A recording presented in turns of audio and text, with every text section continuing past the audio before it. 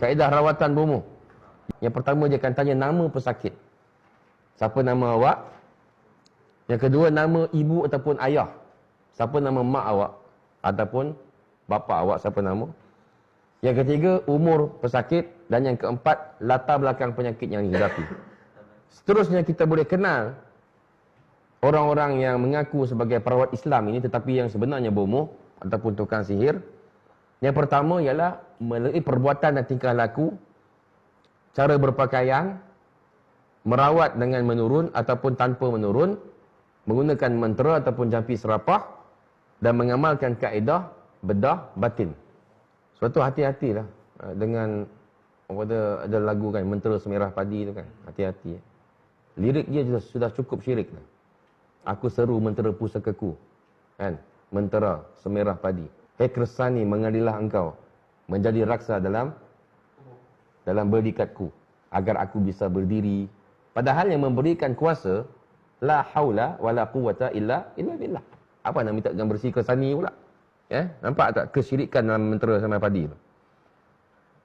Okay, perbuatan dan tingkah laku biasanya mereka ini akan suka ataupun biasanya akan ada memiliki khadam ataupun pembantu di kalangan jin yang akan sentiasa bersama dengan dia, dan bila orang datang dengan masalah tertentu, jin dia akan berkomunikasi dengan jin kita, jin qarin. Sebab kita semua ni kita semua ada jin.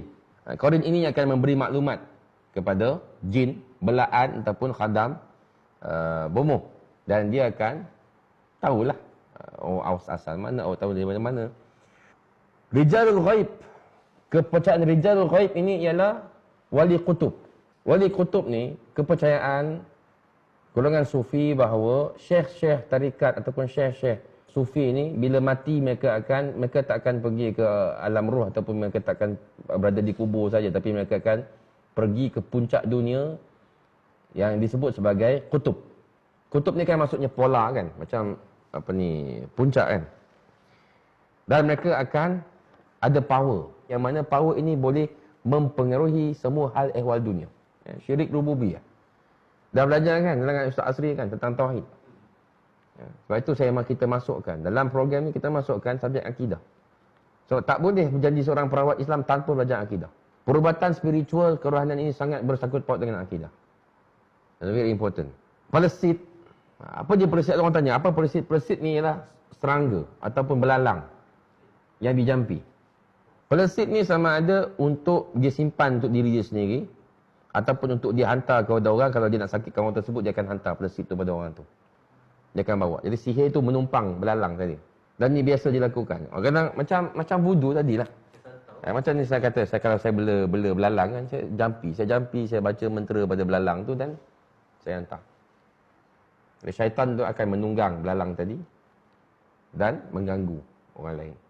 Ataupun dia akan gunakan pelesit tu untuk jaga diri dia sendiri juga. Sebagai tangkal ataupun azimat. Dulu di Sarawak, kepercayaan tentang ikan puyuh. Beli ikan puyuh sebab tak nak pencuri masuk. Tak? Sebagai tangkal.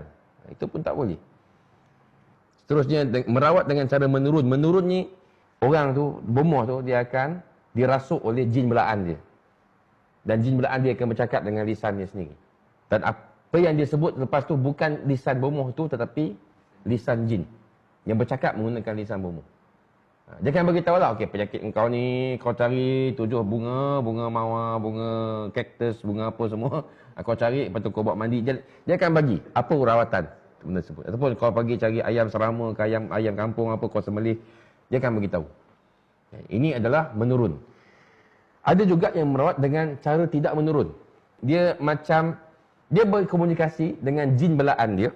Jin belaan dia tak merasuk dia.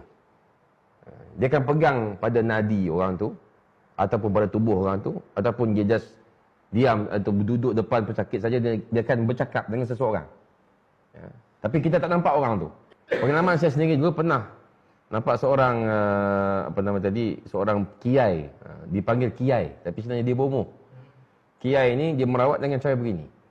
Dia pegang nadi kita dan dia akan bercakap. Oh, apa sakit dia ini? Berapa persen penyakitnya?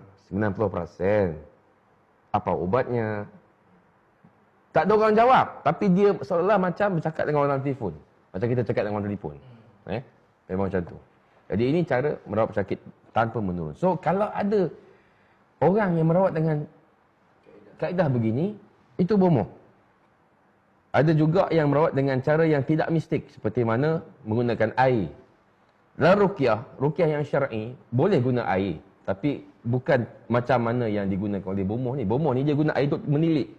Dia ambil air, kan? Lepas tu dia akan baca, lepas tu dia akan pusing-pusing air tu, dia akan kisah air tu, kemudian dia akan, lepas tu dia tilik. Oh, bahan sihir tu ada tertanam dekat sini. Dekat belakang rumah awak. Dekat pokok pisang. Pokok pisang 3 di sebelah kanan. Lepas tu awak korek, nanti awak akan jumpa bahan sihir itu. Okay. Dia gitu. Ya, cara menilik. Menggunakan air. Ataupun menggunakan limau. Ataupun dia akan letakkan jarum. Dan jarum tu akan berpusing. Jarum tu akan berpusing-pusing dan dia akan membuat tilikan daripada jarum tersebut. Ataupun dia akan belah limau. Kalau limau tu dia belah dan kemudian letak dalam air, kalau limau tu terapung ataupun tertangkup, jadi itu memberikan petanda pada dia. Dia akan bagi tilikannya pada pesakit. Ini cara-cara yang dibuat oleh bomoh.